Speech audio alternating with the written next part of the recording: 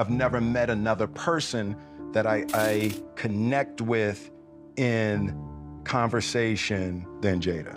Oh, wow! Keep my wife's name out your mouth! I totally gave myself to that relationship for years of my life. That Will and I are swingers.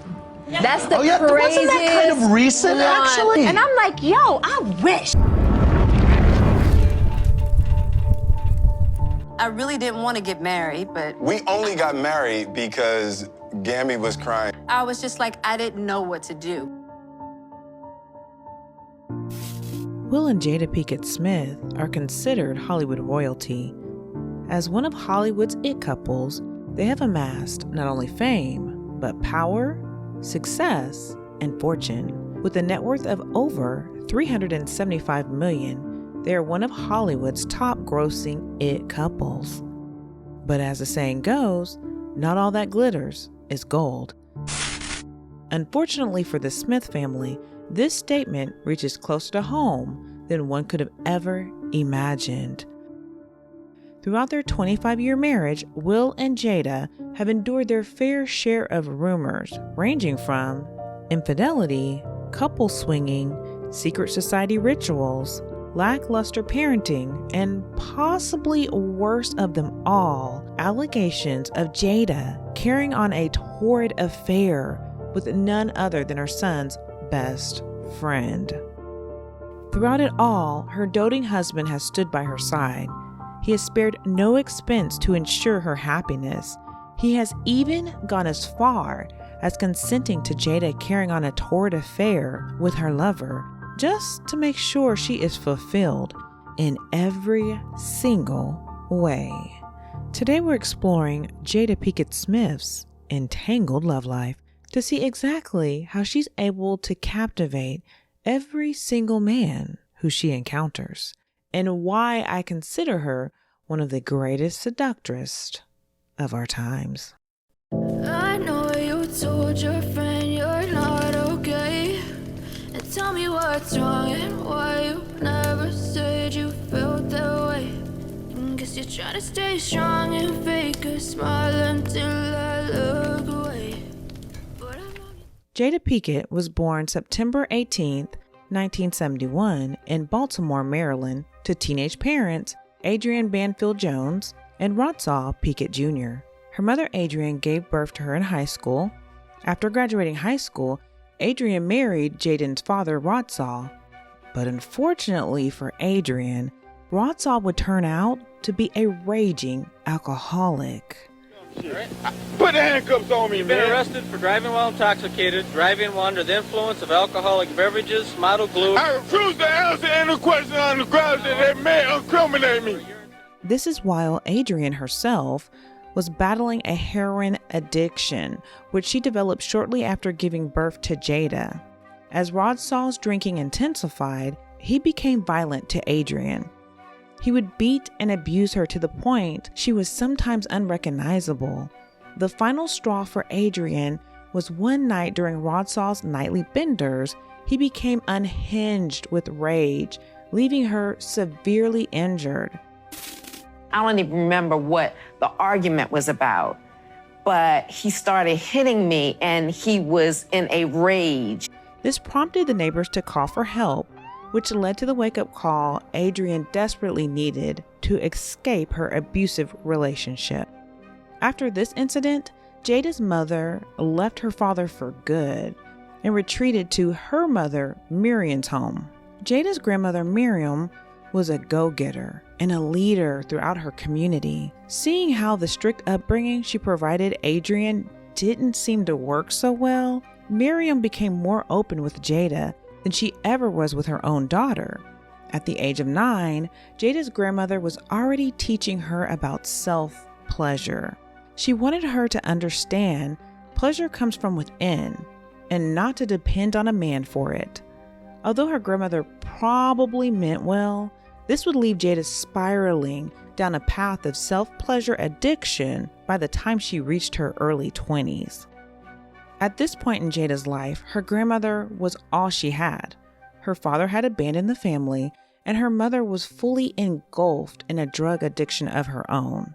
Her grandmother would come to be her stability, her protection, and her guidance. Marion noticed Jada had a passion for the arts, so she enrolled her in various performing arts programs, which eventually landed her a spot in the Baltimore School of the Arts.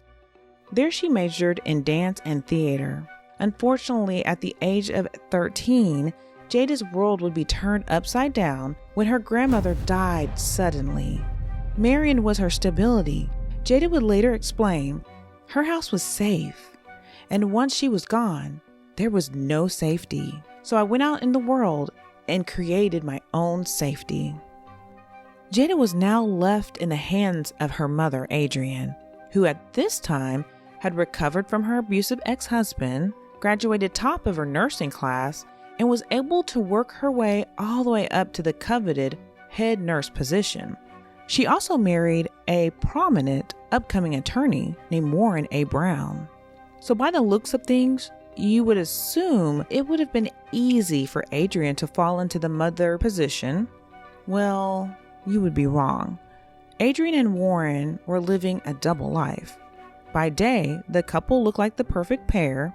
They were professional, attractive, and successful. But at night, they would indulge in various street drugs. They were what you would call functioning addicts. They were able to hold down prominent jobs, all while taking dangerous street drugs at night. This would lead Adrienne to extreme mood swings, forgetting to pick up Jada from school at times, nodding off throughout the day, forgetfulness, and overall just bad parenting, leaving Jada to have to fend for herself at the age of only 13. She couldn't make it on time to pick me up from school, or she's nodding off, falling asleep in the middle of something. By the time high school rolls around for Jada, she was very familiar with the drug scene. Around this time, she started to not only indulge in drugs, but she also took to the streets to make some extra money by dealing and selling drugs herself. In most cases, selling drugs would lead down a path of self-destruction. But for Jada, this one decision would send her on a path of stardom and fame that no one could have ever imagined.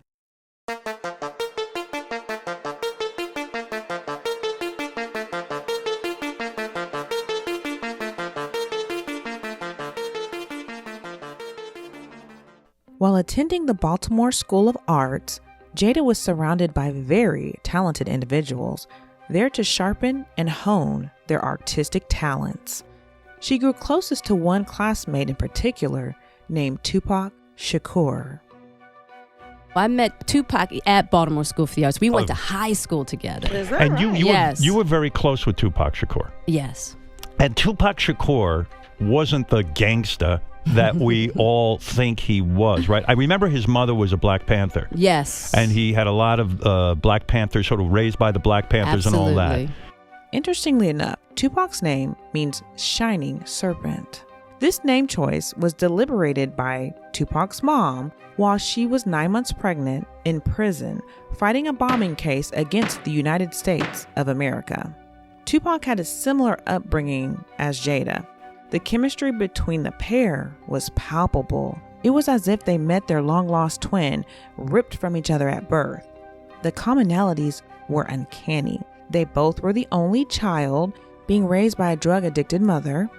Both of their fathers had abandoned the families, and both of them had a love for the arts and saw this as their ticket to freedom. Jada and Tupac would later go on to test out their chemistry by trying a kiss. But to their dismay, this only solidified their bond as friends. Jada would go on to say, "We tried kissing, but it wasn't good." It's so funny because now being older, I have more of an understanding of what that was between us, because, you know, when you have two young people who have very strong feelings, but there's no physical chemistry between us at all. You know, there was a time when I was like, just kiss me. Let's just see how this goes. And when I tell you, it had to be the most disgusting kiss for us both. Why? Explain that to me, because it was so platonic, the relationship? I think, you know, the only way I can put it is just the higher power just did not want that. Although there was no romantic chemistry, they had more of a twin flame connection, which is a deeper connection than even soulmates. The twin flame connection is even stronger than the soulmate connection. And the reason that it's so much more intense is because the twin flame connection, when you meet your twin flame, you are literally looking at yourself. Their relationship would be pivotal to Jada and greatly impact her future relationships. But more on that later. Throughout her ups and downs in high school, Jada was surprisingly able to graduate on time. I mean, I wasn't supposed to graduate high school. I was literally given my high school diploma as a gift because they just knew. They were like, if we get you out of here, we know you're going to do something. Right, with you'll pay yourself. it back. You'll pay it forward. You know. As Jada was wavering on what to do next, she received a letter in the mail offering her a full scholarship to North Carolina School of the Arts. This was a hard decision. Should she leave her friends she's grown to love and her bustling drug trafficking business behind, all to pursue her passions for the arts? This was a gamble she wasn't sure if she was willing to take. Ultimately, Adrian made the decision for her by packing her bags and insisting she leave for North Carolina. Adrian knew if Jada stayed in Baltimore, she would end up in one or three situations, either strung out on drugs, in jail, or worse, dead. Jada was only enrolled in college for 1 year when she packed her bags and decided she was ready for the limelight of Hollywood. She moved to LA with a friend who introduced her to Keenen Ivory Wayans, a producer and actor in Hollywood. She asked him for a choreographer job on his new show In Living Color, which at the time was an extremely popular sketch comedy show that had catapulted stars such as Jamie Foxx, Jim Carrey, and Jennifer Lopez, just to name a few. Since she had absolutely no experience as a choreographer, he declined, but he saw something special in her, so he introduced her to a talent agent. Her agent would go on to land her roles in A Different World, A Low Down Dirty Shame, Jason's Lyrics, Scream, and many more blockbuster hits, including her breakout role in The Nutty Professor in 1996. Unfortunately, as soon as her star started rising, her best friend, twin flame, love of her life, Tupac Shakur, was gunned down in Las Vegas. Although he had survived other shootouts in the past, this would come to be his final. Iconic rapper Tupac Shakur was shot here in Las Vegas. The rapper was shot inside of a BMW while stopped at a red light on Koval and Flamingo. And we all know the story. He then died 6 days later. The shooting happened after a Mike Tyson fight against Bruce Sheldon at MGM Grand. And then there was a brawl inside of the lobby right after that fight. Tupac was in the car with Marion Suge Knight, who was grazed by a bullet. No one has ever been arrested for Tupac's murder. Jada was devastated once hearing the news. What made it worse is they were not on speaking terms at the time. Jada did not like the direction Tupac was headed and tried to warn him, but the fame started to overtake his better judgment. The Tupac she knew wrote poetry, performed ballet, was a backup dancer for the group Digital Underground, and was a deep thinker and social justice advocate. Now he had fallen into playing a role of a fictional character he created to impress the world, called Gangster Street Thug. This decision would ultimately claim his life and leave Jada in turmoil for the next 30 years. The grief and pain she felt for not being on good terms with Tupac would leave her vulnerable and in the arms of a man that would forever change the projection of her life and solidify her standings in Hollywood.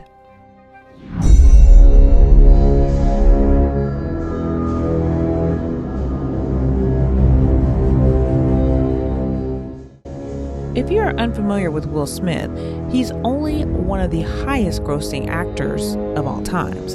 He is loved and adored across the world for playing in movies such as Men in Black, Ali, 7 Pounds, I, Robot, and I Am Legend, just to name a few. He propelled into stardom at the ripe age of 22 by starring in a sitcom called Fresh Prince of Bel-Air. There he plays a funny, goofy, lovable character from the south side of Chicago, living with his rich uncle and his family. From the first time Will burst onto the small screens, his stardom was undeniable. Will actually met Jada in 1994 when she came to audition as his love interest on The Fresh Prince of Bel-Air. Unfortunately, the producers didn't feel like she was right for the part due to the height difference amongst the pair, so they gave the role to Nia Long. Ultimately, they were not compatible playing a couple, but in real life, sparks flew. Jada brought something out of Will that he had never felt before. She immediately became a conquest of his. Jada was Will's Mount Everest. Although Will was tall, handsome, talented, well-spoken, funny, and all around lovable, his whole life he suffered from not feeling good enough. This is what one might call imposter syndrome.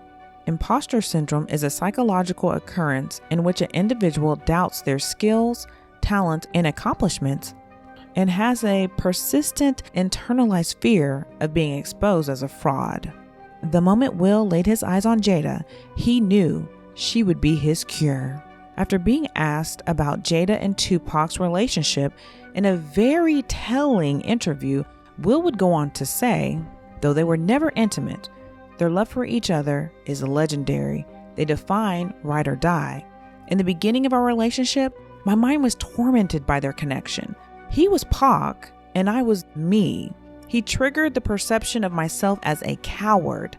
I hated that I wasn't what he was in the world, and I suffered a raging jealousy. I wanted Jada to look at me like that. He would go on to say he felt a twisted victory when Jada spent more time with him than Tupac. He says, if she chose me over Tupac, there was no way I could be a coward.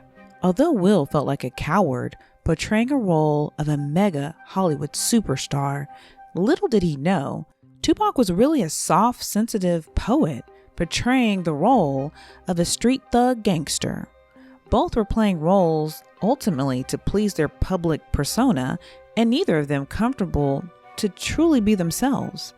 Unfortunately, Will would not recognize this, which would leave him tormented and in a battle with himself to win the prize of Jada. By winning Jada, he would be proving to himself he was worthy of love and admiration. This was the barometer he needed to prove to himself that he wasn't a fake or a phony, and that he did deserve the fame, the fortune, and the love.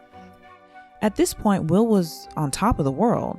He was able to steal Jada's attention from Tupac. He was only 26 and starring in a #1 sitcom. He had risen from a lower middle class upbringing and amassed power, fame, fortune, and notoriety. The only problem, he was actually married with a 2-year-old son at the time. After meeting Jada, Will was love-struck. This was a feeling he had never felt before. This could only be described as love at first sight. Will would later go on to say, after seeing her for the first time, I knew she would be my wife. This left Will in a precarious situation since he was already married. While Will was plotting his exit from his first wife, Jada was battling if Will was truly the one for her. She had fallen for him, but she knew he wanted marriage and children, and she simply wasn't interested in settling down at the time.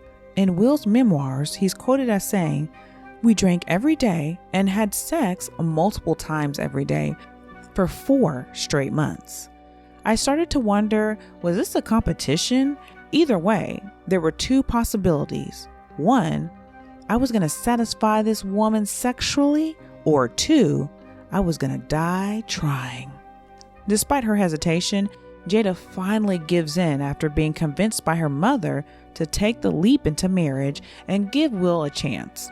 Will immediately divorces his wife Cherie, and in December 1997, Will and Jada marry. I really didn't want to get married, but We only got married because Gammy was crying. I was just like, I didn't know what to do. But I just knew, I was like, I never wanted to be married. Jada was pregnant on their wedding day and gave birth to their son, Jaden, 7 months later in July 1998. 2 years later, in the year 2000, their daughter Willow was born. This would complete the Smith family and start a new chapter in the couple's life.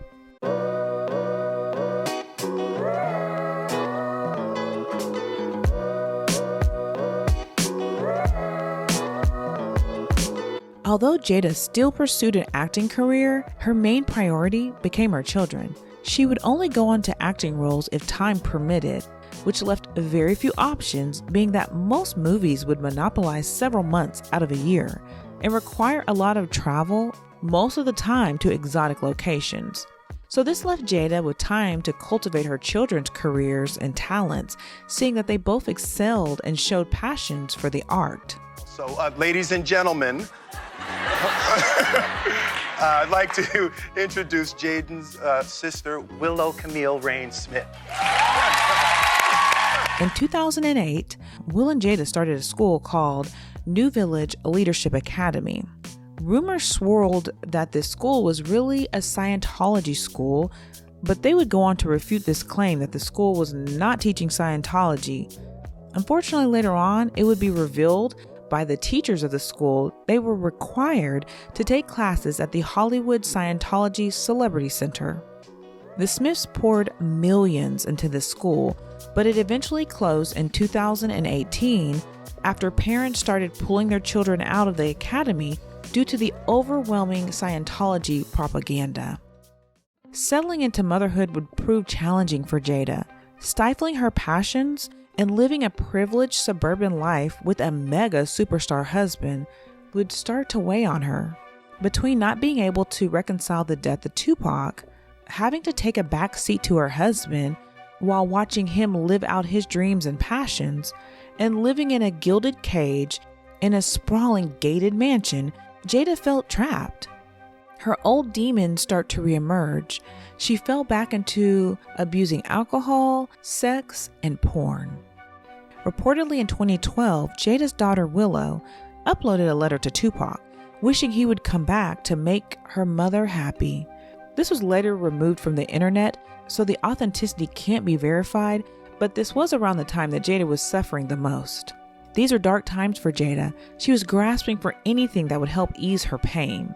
She recalls being in the house by herself and reaching for her third bottle of wine. I remember reaching a rock bottom. That time I was in the house by myself, and I had those 2 bottles of wine and was going for the 3rd bottle, and it was like, now hold up. You in this house by yourself going on to your 3rd That's gangster. bottle of wine. You What's might going have a problem. In 2011, it was alleged Will caught Jada with her Hawthorne co-star Mark Anthony. Mark had recently separated from his wife at the time, Jennifer Lopez. The Insider magazine reported Will caught Mark at his home.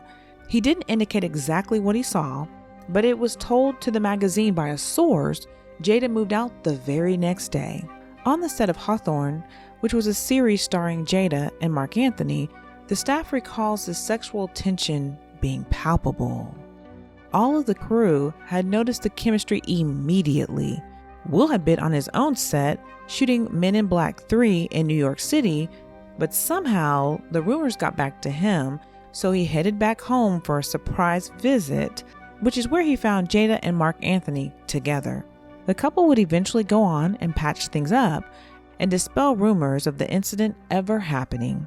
In July 2015, at a Wireless concert in London, 44-year-old Jada meets 22-year-old August Alsina for the first time. August was good friends with Jada's son, Jaden, since they were both musical performers. Jada had actually traveled to London to support her son and daughter, who were both performing in the concert that night. Just that next month, Will would go on to declare that he and Jada were not getting a divorce. This was amongst avid rumors. Jada backed Will up by saying, "My king has spoken." In June 2017, Jada and August attend the BET Awards together, making this their first appearance. On July 21st, 2017, in an interview on Watch What Happens Live, Jada dispels rumors of her and Will swinging by saying, That Will and I are swingers. That's the Oh, yeah, wasn't that craziest kind of recent, one. actually? No, it's constant. Really? And I'm like, yo, I wish. All rumors aside, a landmark in Will and Jada's relationship rolls around in 2017, whereas they celebrate their 20th anniversary. This was a milestone for the couple who had gone through so much scrutiny and rumors throughout their entire relationship. July 11th, 2018, August takes a seat on Jada's very own Red Table Talk, which she tapes in her home. On the Red Table Talk, Jada is usually joined by her mother and daughter, where they have thought-provoking conversation in the hopes to potentially help others that might be dealing with similar issues. August and Jada bonded over their addiction recovery on this episode, and Jada refers to him as a dear family friend. Introducing him as a dear family friend might have been Jada's way of explaining to the world why they've been seen all around town together for the past couple of years. Unfortunately, if Jada thought the Red Table Talk would help squash any rumors, she was sadly mistaken. On April 10th, 2019, August drops a new music video called Nunya, where he shoots subliminals to Jada by saying, "You got me feeling like it was an act. You're just an actress putting on a show because you don't want the world to know."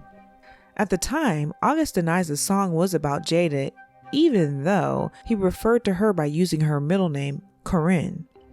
The public immediately picked up on the fact that August was referring to Jada and was able to get a glimpse inside their relationship.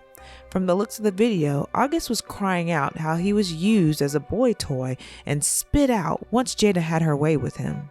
Now, August was putting his foot down and not allowing her back into his life. He no longer wanted to be the boy toy and her love triangle amongst her and Will. As rumors swirled, Will and Jada said nothing. June 20th, 2020, while promoting his up-and-coming album, Product 3, State of Emergency, August sits down with the Breakfast Club's Angela Yee to discuss Jada and their entangled relationship. He claims he was devoted to her for years, all with the consent of Will. This exploded on the internet and further fueled the ongoing rumors of Jada and Will and their seedy, swirling relationship. Later that day, after seeing August's interview, Jada refutes August's allegations. But after thinking about it, a couple of weeks later, on July 2nd, 2020, Jada tweets, "There's some healing that needs to happen, so I'm bringing myself to the red table." In July 2020, the internet goes wild as the Smiths bring themselves to the Red Table Talk and sit down for a very revealing interview. Jada explains their relationship was going through a rough patch, which resorted to them both agreeing to a separation. During the separation, Jada confesses to having an entanglement with August. When Will presses her on what exactly an entanglement is, she relents and says they had a relationship. She then says she discovers through this situation you can't find happiness outside yourself. When Will asked her what she was looking for, she replied, "I just wanted to feel good. It had been so long since I felt good." Will nodded his head and jokingly said, "I'll have to get you back now." We never, ever, ever thought that we would make it back. There's a real power in the just knowing somebody's riding with you no matter what. Yeah. And you really can't know that until you go through some stuff, you know. I don't want to go through this no more. Yeah, no, I don't either. Yeah. I'm going to get you back first, and then... You're going to get me back. I think you got me back. They both ended the interview jovial by saying in harmony, "We ride together, we die together. Bad marriage for life." To say Jada is complicated would be an understatement. She learned how to survive a very rough upbringing with a teenage mom who abused heroin and an abusive alcoholic father who abandoned her only to return when she became famous. She dealt with the death of her beloved grandmother, her best friend, and countless others who died at the hands of the streets. After reflecting on her own life, she has said in interviews she is lucky to have made it out of the hood. Her life is literally a 1 in a million story of a woman against all odds, with everything against her at birth making it out. This may lead one to think that Jada is some selfish, self-absorbed bad girl.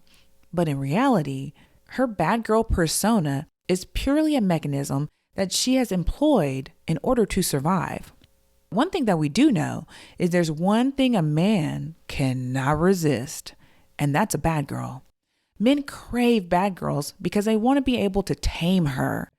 Since men are natural-born hunters, it's instinctual inside of them to want to chase a bad girl. It's like you wouldn't tell a hunter to go to the freezer section of a grocery store to find his prey. No. Part of the thrill of the hunt is the capture stage and being able to utilize their skills to win the prize. It's no different than a runner running a race. You wouldn't tell the runner to go to the start line and collect their prize. The whole point of running in a race is to try to beat your opponent. This is why men lust after the mean girl and use and abuse the nice girl. If it comes to easy, they don't find any value in it. The value is in the hunt. In this story we reviewed today, Jada is the hunt.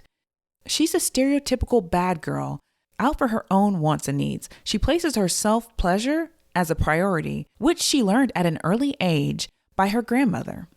Jada's not weak, quiet, or readily available for Will. She makes him work for her and reminds him at every turn if he doesn't satisfy her, somebody else will. This keeps Will on his toes and consistently chasing her for validation. Now, this doesn't mean that this works on every man, but for the right man, this type of bad girl seduction style is a gold mine. It keeps a man on a perpetual hamster wheel of always trying to prove himself to you. And just when he thinks he's figured you out and he's won his prize, you present him with a new challenge. And thus, the cycle continues. But if I lay down and I play dead and I stay dead, baby, you'll get sick of being the monster out of my head, under my bed, thinking something out of my nightmares, standing right there. But if I lay down and I play dead and I stay dead, then will you get bored of killing me? Silhouettes of you are like a taunt. Never really know just what you want. With you I don't ever feel calm. I can feel the sweat inside my palm.